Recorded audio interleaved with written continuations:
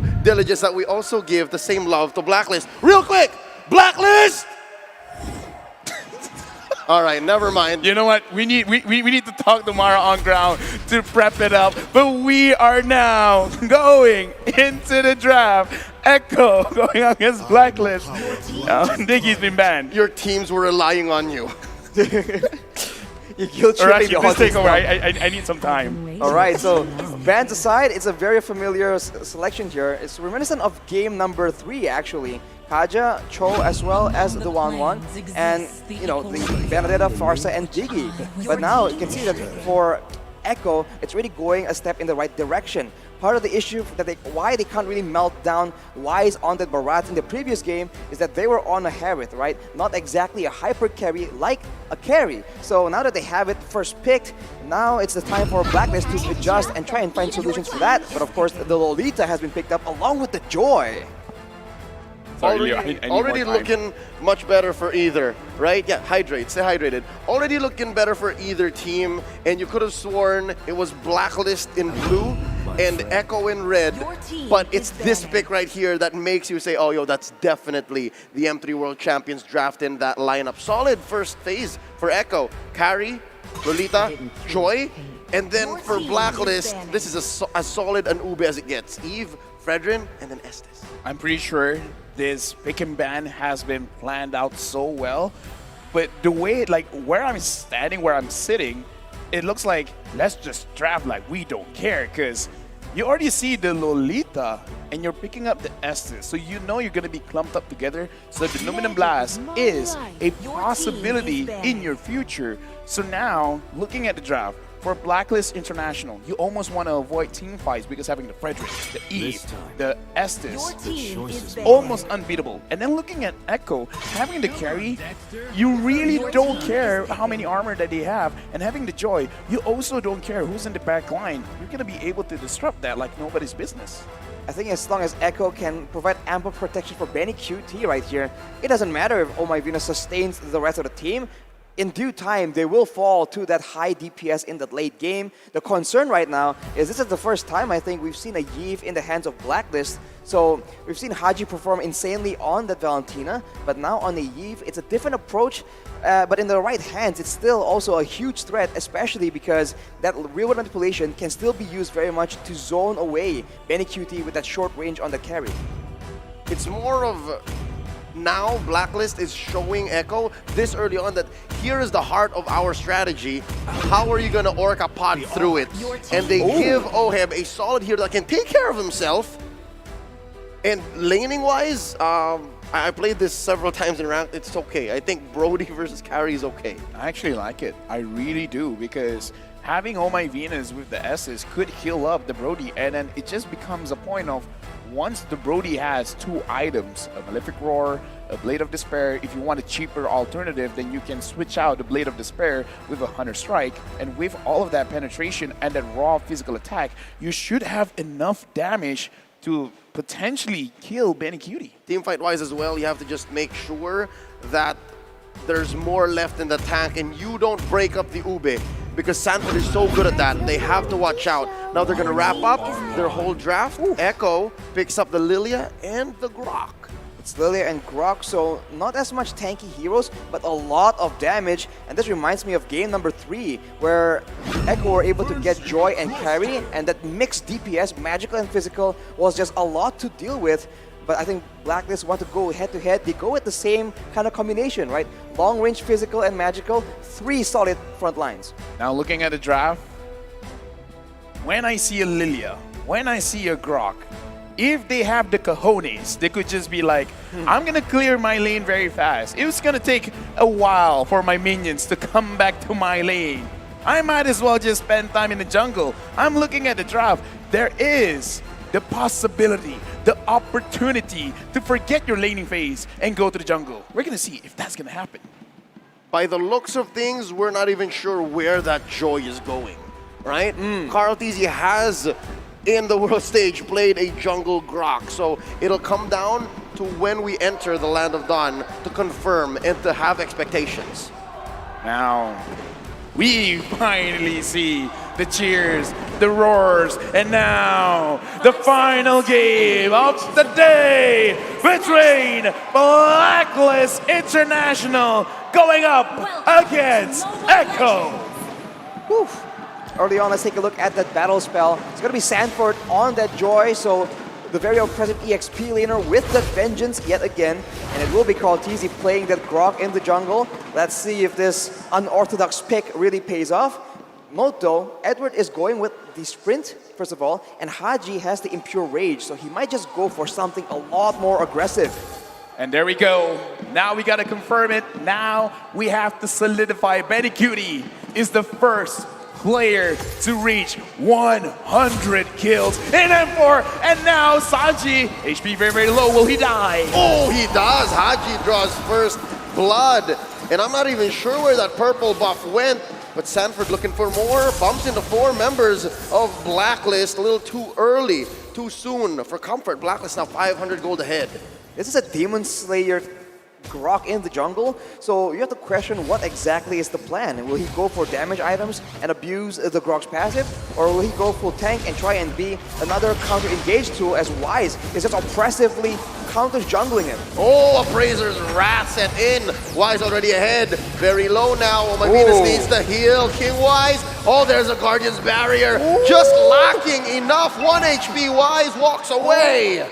Grandma, look at that 1 HP all across the board. And yeah, you talked about it, Karltzy here with the Grok. We're gonna look at his itemization, but I kind of feel like the proper way is to build like maybe at least a BOD to have a lot of armor on yourself, and then possibly for the Eve, a Radiant armor, and then after that, you know what, you can do whatever you want, because now, bottom side of the map, Oheb, as well as bkent, looks like they're not gonna be too aggressive just yet. And speaking of aggressive, we can see that bkent is now respecting, understands the stakes right here, has it purified just in case, but fight breaks out. Oh, there's a setup. Numenor Blast on the 3, plus a wild charge. Karltzy very low, doing the power of nature, and Wise still gets it. Oh, Echo's a little skittish, while Blacklist pushes them all out with a 4-man rotation. Blacklist owning the first 2 minutes. Unfortunate, but Karltzy used his retribution a little bit early. Now looking at the items, looking at the Grok, just a Molten Essence to be sure that he can stay in the jungle, he can clear a little bit faster. But other than that, is there anything worth talking about here? I guess for both mid laners, they want to spam spells out, so they're building towards the Enchanted Talisman, which will be a big factor here, because later on, there's going to be a lot of long-distance fights, but you can see that Haji actually has a lot more gold compared to Sanji because of that roam early on that did not pay off, so that's a bit unfortunate. But Blacklist here will be the one controlling the tempo, as Echo is just waiting for an opportunity, I guess, to go for a big fight in the mid game, perhaps once the turtle spawns. Right now, looking at the emblem setup, so far, so good. Nothing too much to report. Sanford here, being wise. Sanford putting pressure onto Haji. That doesn't look like he could commit too much, but Haji now, 50% HP gone. Down here at bottom, Yaoi wants to engage, but none is found. Enough to push them away. Guardian's Barrier set up by Karltzy. bkent laying down the pinwheels. Haji spots him. There's some CC from Wise. Oh my Venus slowing them down. Healing up Haji. Echo knows this is not a good spot to disengage. Blacklist starting the Ube down here in the gold lane. What's Echo to do? Another Guardian's Barrier from Karltzy. Real world manipulation sent in by Haji. Wise confirms a kill onto Sanji. 2 and none so far, 2K ahead. Yaoi's in trouble. Void Crystal sent in. Oheb going in behind enemy lines. Yaoi gets taken down. Appraiser's wrath sent in by Wise. Sanford trying to get something back here, dancing around these 3 members. bkent bites us as well. Edward finds his man. Sanford's in trouble. Oh, the humanity. Blacklist has dominated bottom lane and are now going to convert into turtle. Echo just funnel 1 by 1 right here, and Karltzy now left alone trying to go against 4 people yet again. Oh, knocked up as well. Forces a wild charge on him. There's a grab by Edward. Can he deal enough damage? The answer gonna be yes. With the help of Haji, Numenor Blast from Yaoi, setting Edward where he needs to be. Wise still on the turtle. Real world manipulation here by Haji. Swiping away, tapping. Get this man down goes Sanji. Sanford does shut down Haji though. Too late. for that turtle shield, and oh my Venus could not heal Haji. The KDA machine suffers its first death. Excuse me, Kadam machine. Right now, oh my Venus 0, 7, 100% kill participation. And it's very easy to do that when you're all clumped up together. 5-man.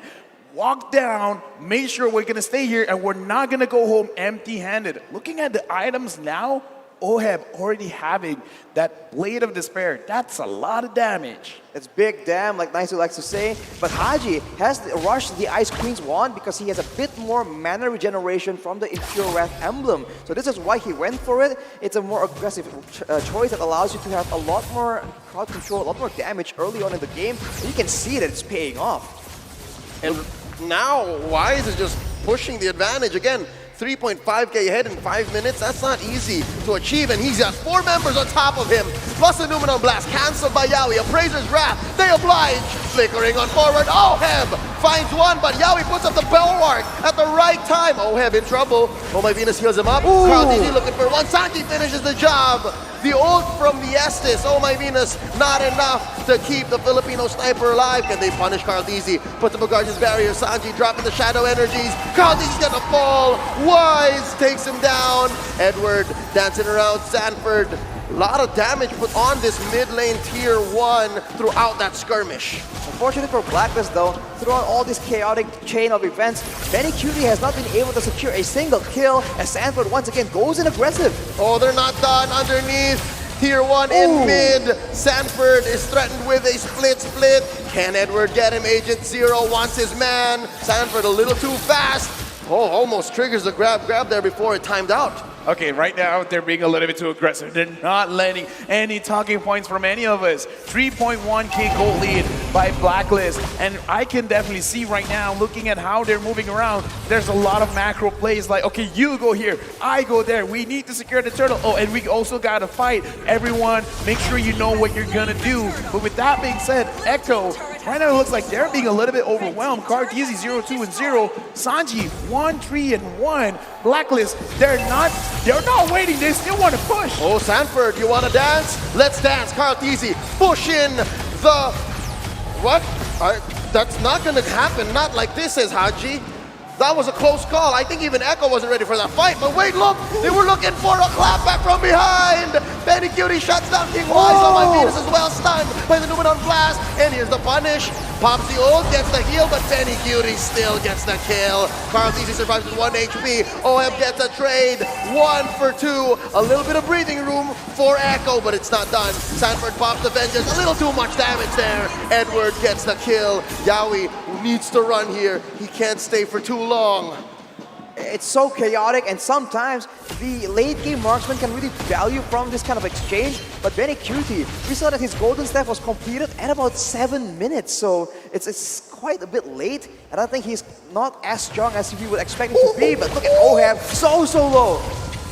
That was so close, but right now Edward moving forward, putting a little bit of pressure onto Sanji. Now Echo, especially how Sanford is playing the Joy, I think they can still fight this one, which, side note, whoever named this hero Joy, I don't know, I kind of feel like it's Sly because this is more like a frustration than joy.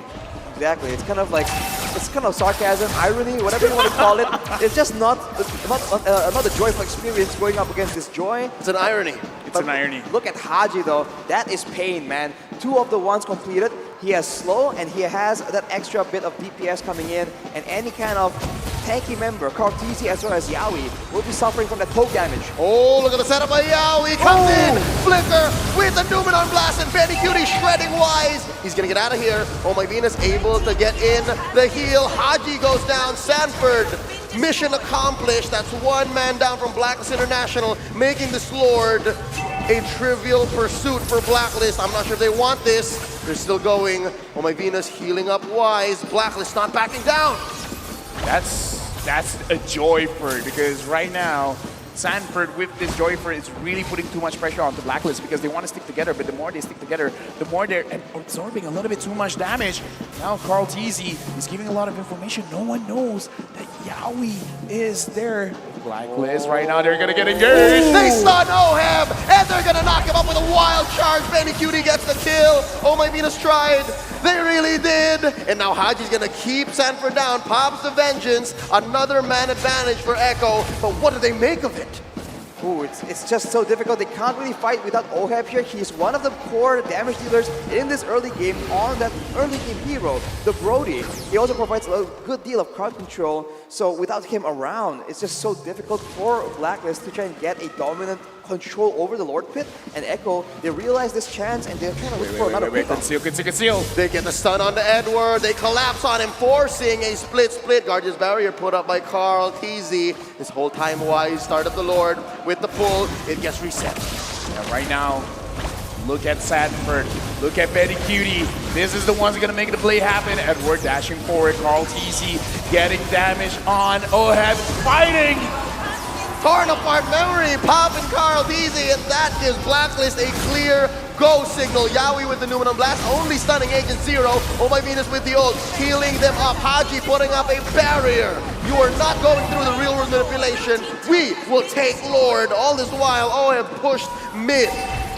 Blacklist wastes no time at all, getting the Lord, getting turrets in the same breath as well. The top side though, that's a huge wave that will take a turret down for Echo. So a silver lining for the Orcas, but they need to find a way to fight in a more reliable fashion. Is it just me, or is Echo always setting up for a split push win? I don't know, man, because right now, Blacklist, it looks like they got to have their cake and eat it too. If Echo is really setting up for this potential split, they gotta make sure that 3 or 4 members can hang on to the entire team of Blacklist that is coming down bottom. Looking like they're putting pressure. Oh, Yaoi's in front. Real revelation set in by Haji, and there's a split already by Edward breaking them up. Yaoi gets pulled in. Lord still swinging away. There's a wild charge, plus a Numenor Blast, but Yaoi already bites in. Appraiser's Wrath. Sent Caldeezy down low enough for Oheb to finish him off. That's 3v5. Blacks International slowly but surely marching through this bottom lane inhibitor. Ladies and gentlemen, this is not looking good for Echo. 2 members down, they can see they're gonna try and defend their mid base turret, but Blacklist, they're moving so quick and they might still keep going. Oh no, there's not enough AoE here. Another torn apart memory. Haji pops a real world manipulation. Down goes Sanford. Sanji's gonna fight it as well. Haji takes him down, and Blacks International is the first Filipino team to confirm a grand finals spot. Right now, looking in the room, looking inside the stage. This, again, the more we look at it, the more possibility, like, there is a chance back-to-back champions. That will be a chance for Blacklist International to make history if it all plays out like you mentioned, Lavelle. But man, it was a tough fight against Echo right here, but they come out on top through all the struggles, through all